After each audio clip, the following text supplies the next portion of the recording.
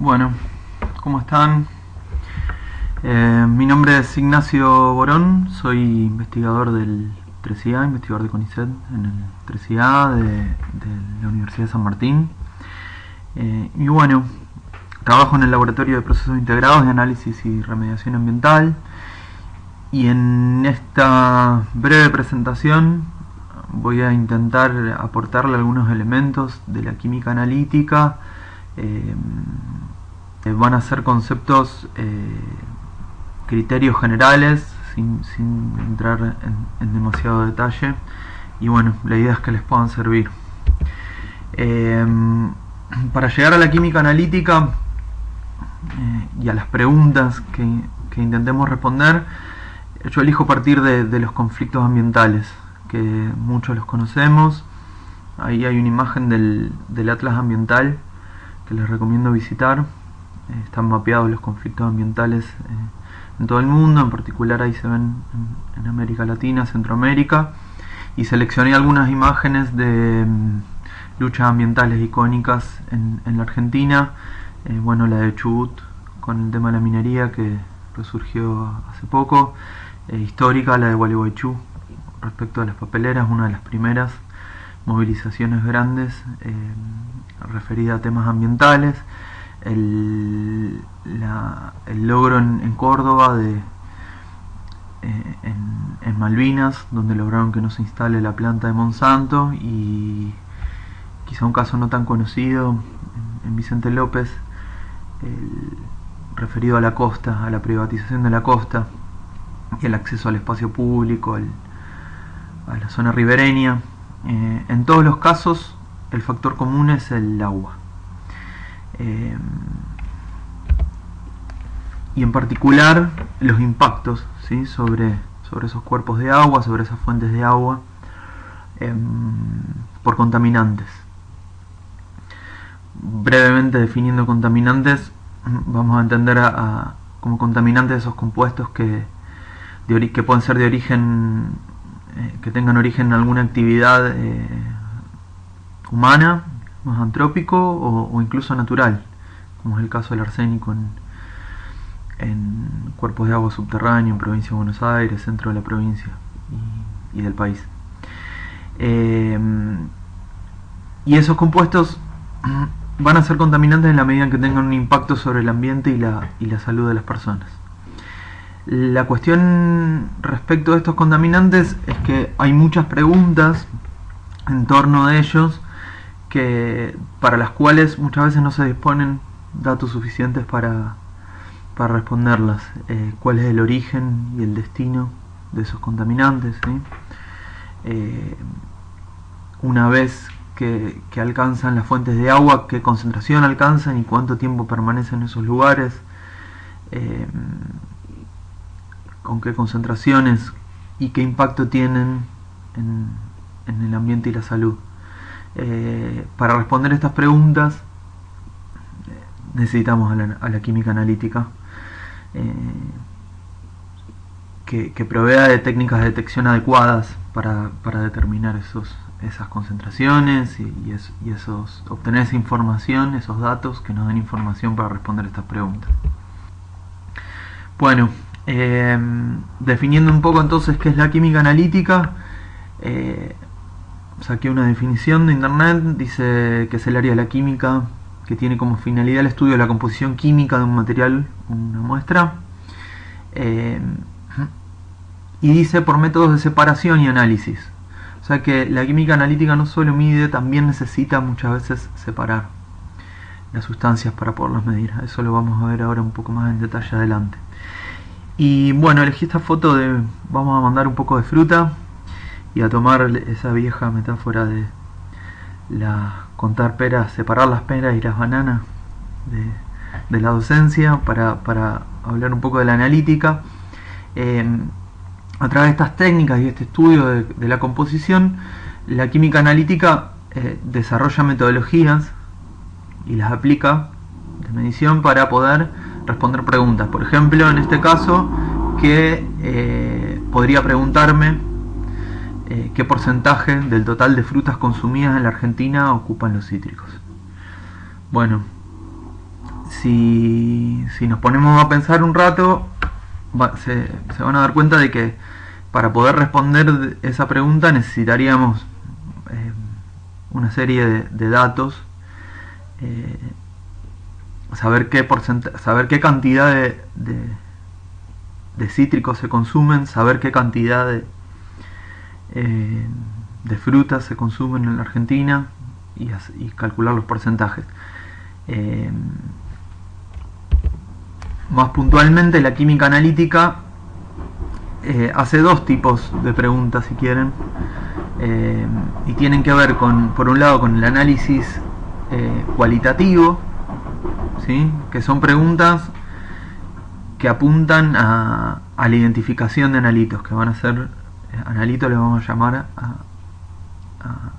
aquel compuesto que queremos medir, ¿sí? En el caso de lo que veníamos charlando, contaminantes, pero podrían ser otras sustancias, si no nos restringimos a la química analítica ambiental. Y este análisis cualitativo van a tener que ver con preguntas de simplemente responder qué es lo que tengo, ¿sí? Entonces, en esa foto me preguntaría, bueno, qué frutas reconozco, ¿sí? Entonces, un análisis cualitativo sería decir, tengo naranjas, tengo uvas, tengo paltas, peras, en cuyo caso lo que necesito saber es cómo es una naranja, cómo es una uva, cómo es una pera, para poderla identificar y reconocer que está ahí presente. O podría preguntarme más específicamente cuántos tipos de uva hay. Entonces necesitaría saber que hay distintos tipos de uvas según el color y el tamaño. En este caso, por el color, podríamos decir que hay 3-4 tipos de uvas: verde, negra, rosada. Otro tipo de preguntas que nos podríamos hacer desde la química analítica no es solo del orden de lo cualitativo, sino cuantitativo, ¿sí? O sea, ¿cuánto tengo? ¿Cuánto tengo de ese analito que quiero identificar? En cuyo caso, además de saber cómo es una naranja, cómo es una pera, cómo es una banana, voy a necesitar poder contarlas, ¿sí? Y podría decir, hay tantas naranjas, hay 20 naranjas, hay 3 paltas, ¿sí? Responder preguntas como las que puse ahí: cuántas uvas tengo, específicamente cuántas uvas verdes tengo.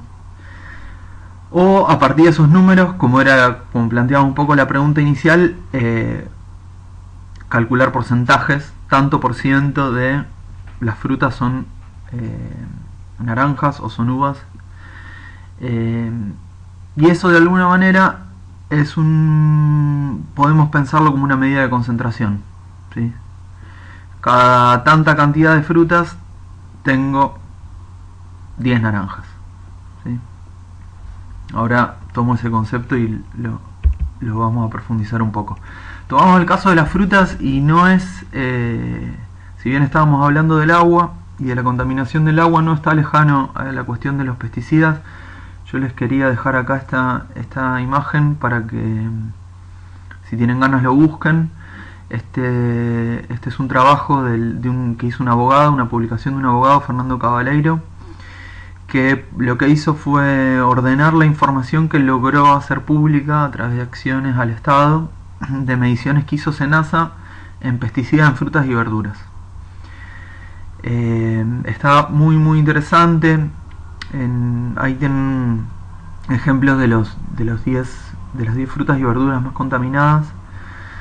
A la cabeza el morrón, con 37 agrotóxicos detectados. Y bueno, tienen el caso ahí de las peras, las manzanas.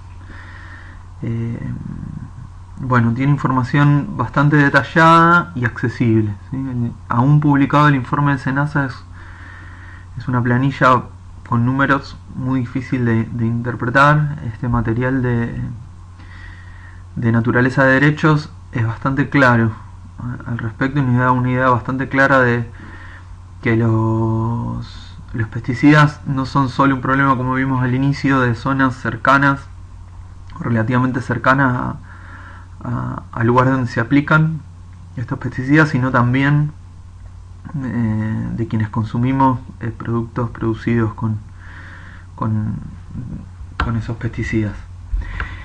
El informe de SENASA incluye concentraciones, no solo la presencia de estos pesticidas, sino concentraciones, y las concentraciones van de, ahí lo dejé como anotación, de 35,5 ppm a 5 ppb.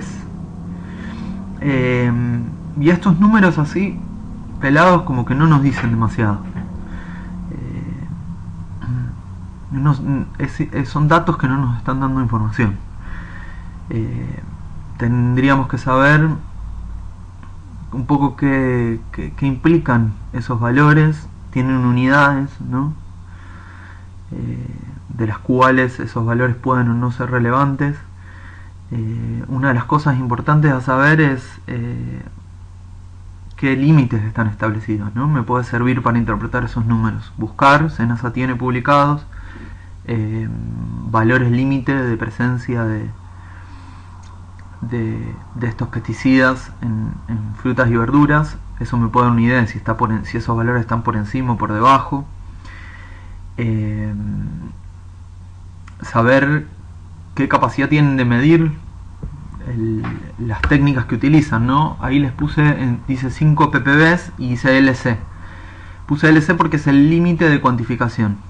Eso significa que por debajo de ese valor no vamos a encontrar, no vamos a poder medirlo, no vamos a encontrar valores por debajo de ese límite, porque los equipos no son capaces de medir, las técnicas de las que se disponen no son capaces de medir por debajo de ese valor, lo cual significa que en realidad estos números de frutas y verduras en las que se detectó son frutas justamente y verduras en las que se detectó, no significa que no tengan, o sea, podría ser mayor el número si el límite de cuantificación con el que se midió fuera todavía más bajo. Pero bueno, entrando un poco ahí en qué son estos valores de concentración,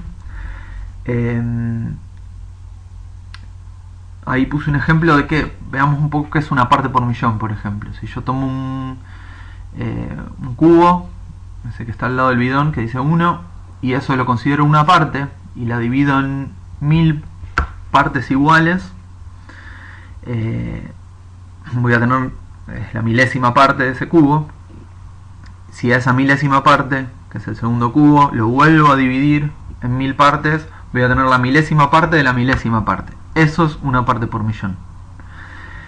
Para darnos una idea todavía más clara, si yo tomo un bidón de 5 litros cargado hasta la mitad con alguna sustancia, algún compuesto, y lo diluyo en el agua que tienen 20 piscinas olímpicas, voy a estar alcanzando esa concentración, una parte por millón del compuesto que tenía. Voy a estar diluyendo a una parte por millón el compuesto que tenía en el bidón. Les contaba recién que existen límites establecidos para consumo. Ahí debajo tienen, por ejemplo, el límite de nitrato en agua del Código Alimentario. Son 45 ppm. ¿Sí? Para darles una idea también de límites de presencia de sustancias para consumo humano. ¿Sí? O sea, podría diluir 45 de esos bidones de medio litro en 20 piscinas y el agua sería potable. Si estoy por encima de eso, deja de ser potable el agua. ¿Sí? Podemos seguir diluyendo. ¿Sí? Si yo a la milésima parte de la milésima parte le saco otra milésima parte, estoy en ppb, partes por billón. Eso es equivalente a media cuchara del compuesto diluido nuevamente en 20 piscinas olímpicas. Eso es equivalente a una parte por billón. Tomando un valor de ejemplo del Código Alimentario, el cromo, que es una sustancia un poco más tóxica bastante más tóxica que los nitratos, fíjense que ya tiene un límite establecido más bajo. Antes habíamos dicho 45 ppm, Este está en 50 ppb, ¿sí? 1000 veces más bajo. Eso es porque es más tóxico. Entonces los límites establecidos son mucho más bajos, ¿sí? Si yo estoy por encima de esas 50 ppb, ese agua ya no es potable, ¿sí? No se puede consumir. Podemos seguir diluyendo esas ppb en 1000, tomar una parte y diluir en 1000 más, y eso sería equivalente a una gota en 20 piscinas olímpicas. Ahí el ejemplo que encontré en el código alimentario de un compuesto que evidentemente es todavía más tóxico, el hexaclorobenceno, tiene un límite máximo de 10 ppt, ¿sí? Partes por trillón, ¿sí? Que sería la dilución de, como les decía recién, de equivalente a una gota en 20 piscinas. El hexaclorobenceno, si no me equivoco, es un pesticida, creo que es un fungicida. También bastante tóxico, neurotóxico, hepatotóxico. Y bueno, y como ven, tiene un límite establecido muy bajo para consumo. Volviendo entonces a la química analítica, más adelante vamos a ver un poco cómo es que mide estas sustancias la química analítica, pero hacíamos hincapié en que muchas veces esas mediciones no son específicas. Entonces, una de las estrategias que usa la química analítica es separar los compuestos antes de medir. Puse ahí una imagen de una zaranda, de un tamiz, porque nos da una idea bastante más clara de eso.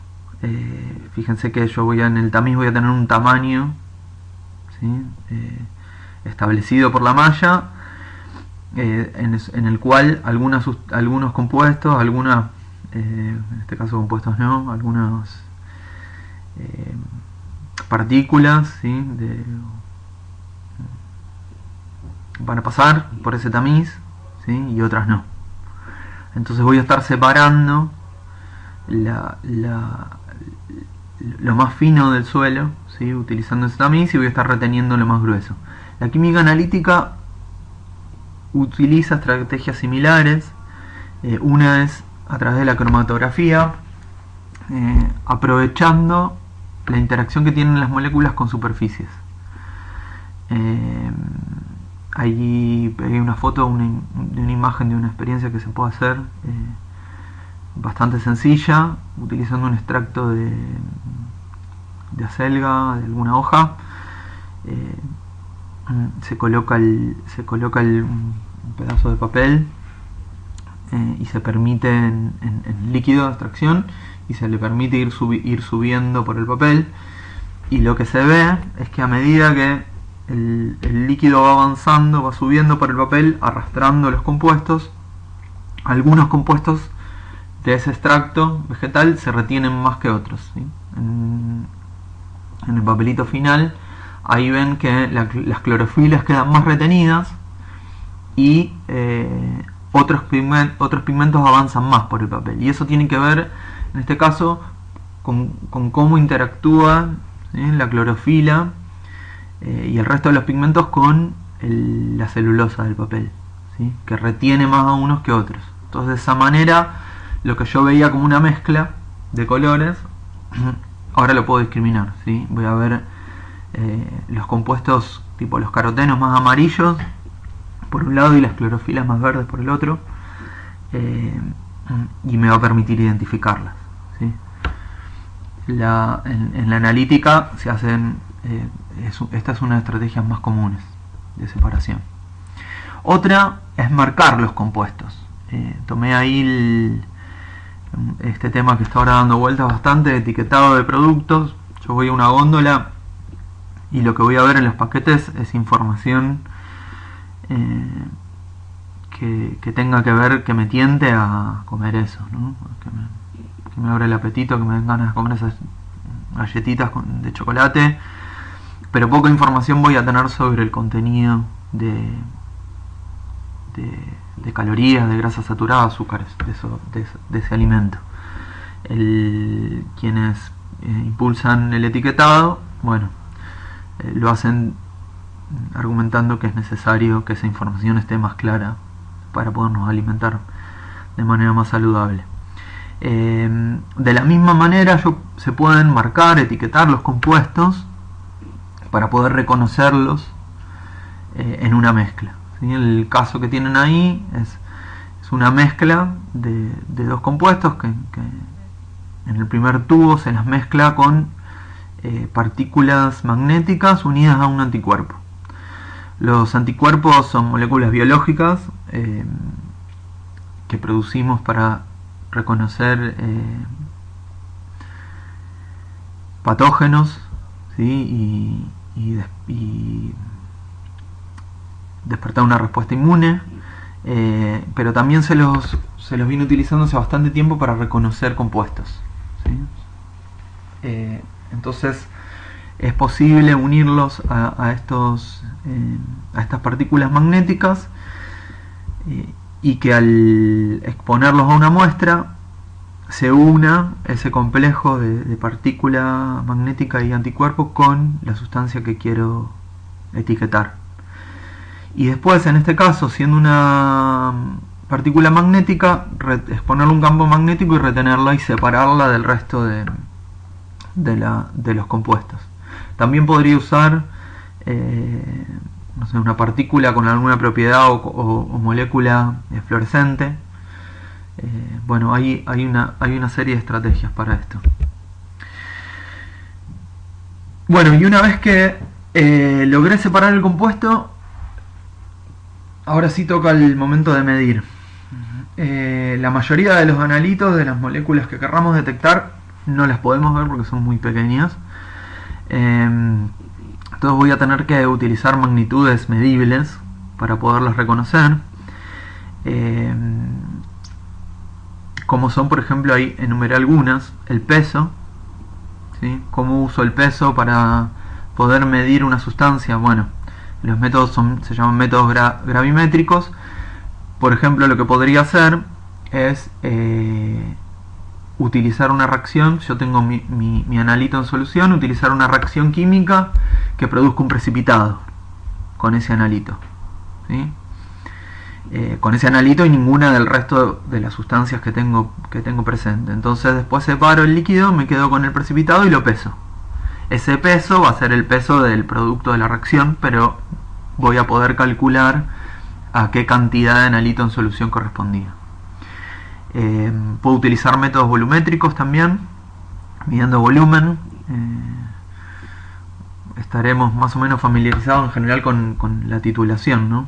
Por ejemplo, una titulación, tengo una solución incógnita con un ácido o una base y quiero saber su concentración. Bueno, puedo titular con una concentración de ácido o base conocida, y en función del volumen que utilice, voy a tener que utilizar algún indicador para como puede ser la fenftaleína, para saber cuándo llegué a neutralizar, y el volumen que consuma de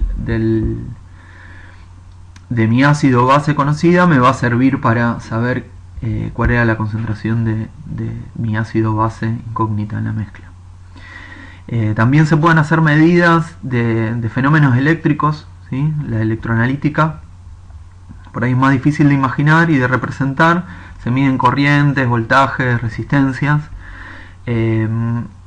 Un caso bastante próximo que seguramente habrán visto es para las personas que tienen diabetes y necesitan medir azúcar en sangre con cierta regularidad. Se venden unas tarjetitas donde ponen una gotita de sangre y eso va dentro de un aparatito que termina midiendo la glucosa en sangre. Bueno, ese aparatito hace medidas de este tipo de metodologías. Y por último, la luz, ¿sí? Métodos espectroscópicos que hay infinitos y muy variados, que tienen que ver con la interacción de la luz, de mi analito con la luz, ¿sí? Puede ser o que absorba determinada longitud de onda, o que emita, ¿sí? Determinada longitud de onda, si es un compuesto fluorescente o radioactivo. Bueno, ahí también tenemos una variedad grande de metodologías. Algunos, esto lo vamos a ver muy por arriba, porque tengo poquito tiempo, pero quería hacer así un punteo de algunos de los métodos e instrumentos más utilizados por la química analítica.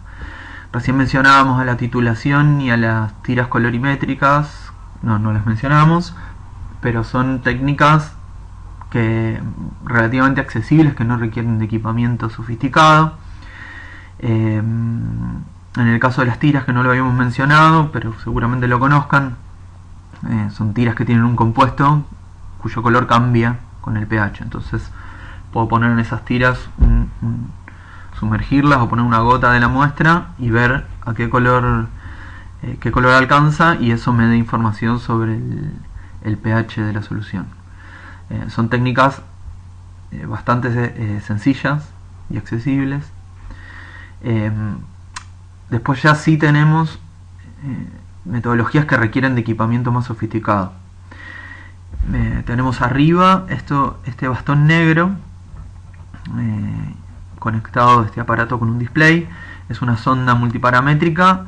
El bastón negro debajo de este capuchón tiene una serie de sensores que me permiten sumergir la sonda en el lugar donde quiero medir. Se utiliza para medir parámetros en el mismo lugar, que puede ser un río, una laguna, y es multiparamétrica porque tiene una serie de sensores en la sonda que me permiten medir pH, conductividad, utilizando técnicas de electroanalíticas, y también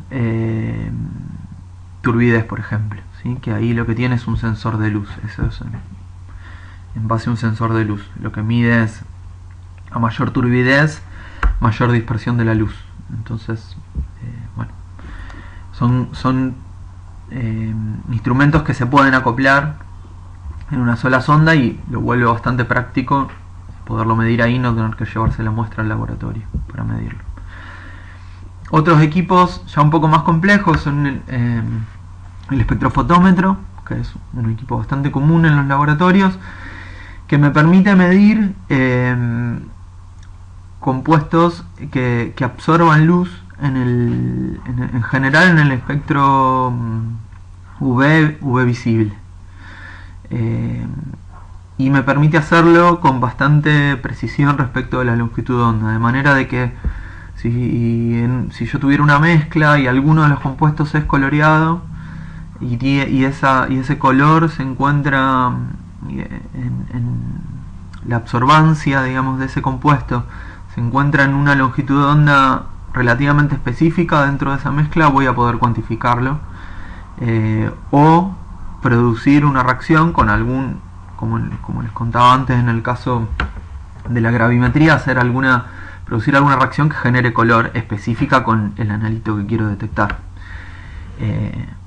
y nuevamente cuantificar en base a cuánto absorba de luz en esa longitud de onda la concentración de mi compuesto. Dentro de los equipos de laboratorio más comunes, los potenciostatos, ¿sí? Se utilizan para hacer las medidas de electroanalítica.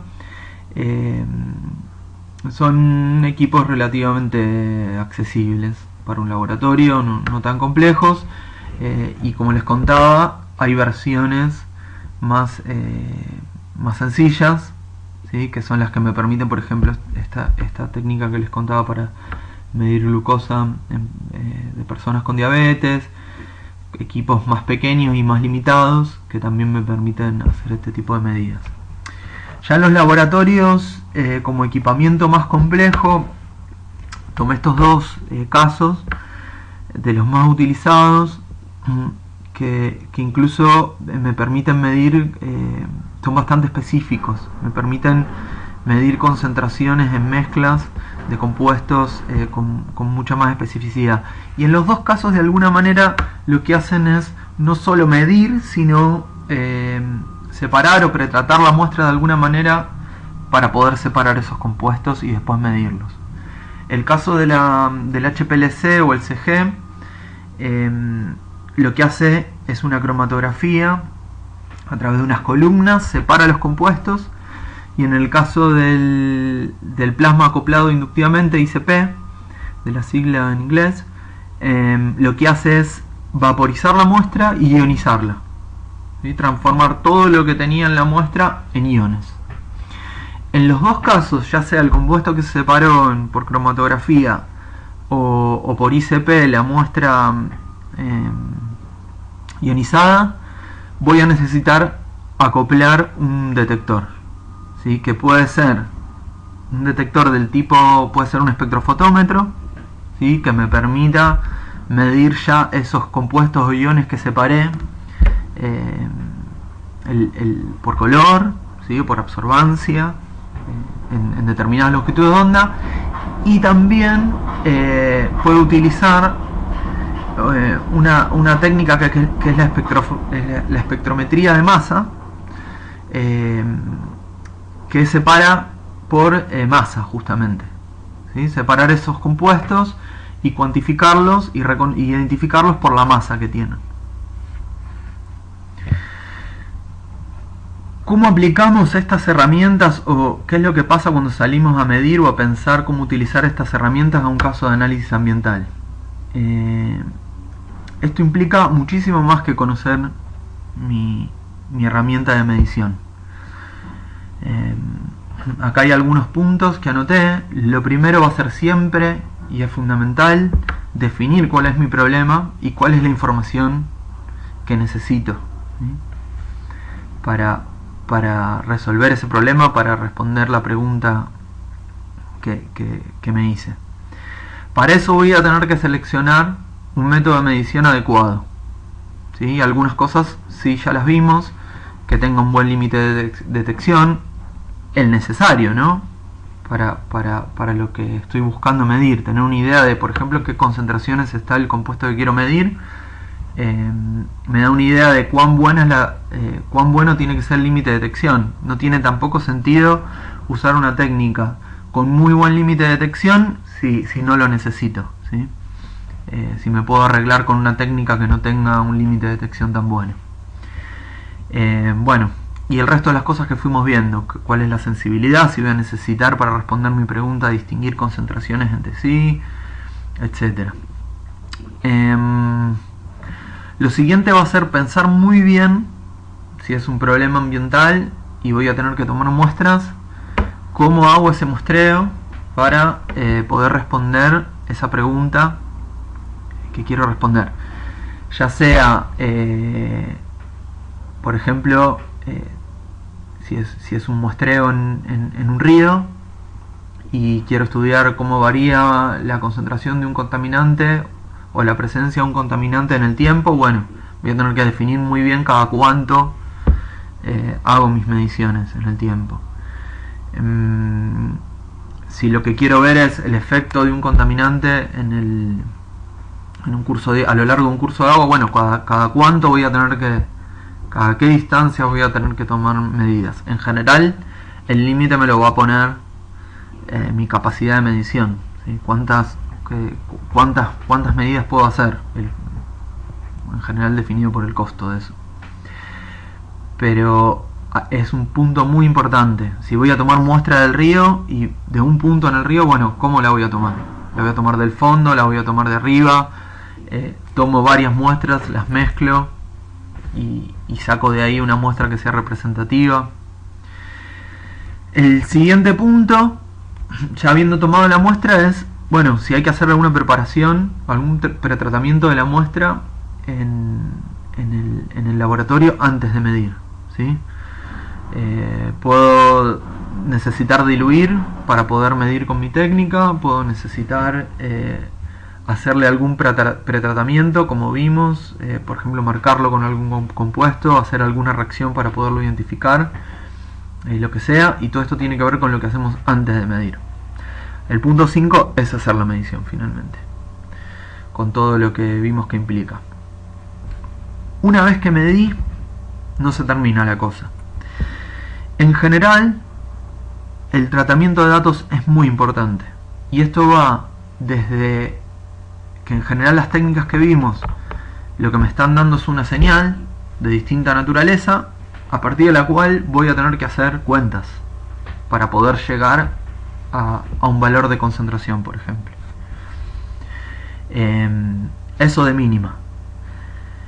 Y en muchos casos el tratamiento de datos se vuelve más relevante en la medida en que yo estoy midiendo más de una cosa, ¿sí? Puedo hacer distintos tipos de mediciones con distintos instrumentos e intentar caracterizar, por ejemplo, un curso de agua. Bueno, en ese caso el tratamiento de datos va a ser muy importante. Estudiar cómo correlacionan esos valores y cuáles son los parámetros más altos, más bajos, tratar de entender por qué algunos valores se acompañan. Todo eso tiene que ver con el análisis de datos. Y por último, a partir de ese análisis que se haga, voy a intentar pensar qué me aportó esa información al problema que me había planteado originalmente, y es probable que necesite redefinir ese problema, que muchas veces los datos que obtengan me lleven a replantear el problema, a incluir otras metodologías de medición que originalmente no había incluido, a modificar el modo en que mostré, en el que preparé las muestras, etcétera.